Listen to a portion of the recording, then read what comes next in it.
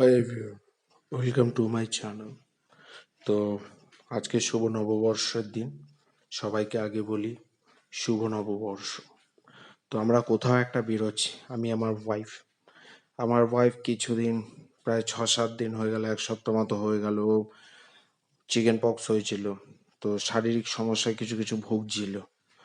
তো আজকে পয়লা বৈশাখের দিন ও মুখ পুখ ঢেকে নিয়েছে। তো আমরা বেরোচ্ছি সেই জায়গাটায়।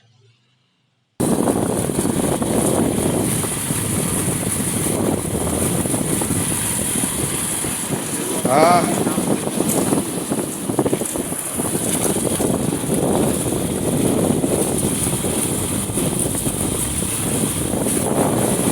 বলো।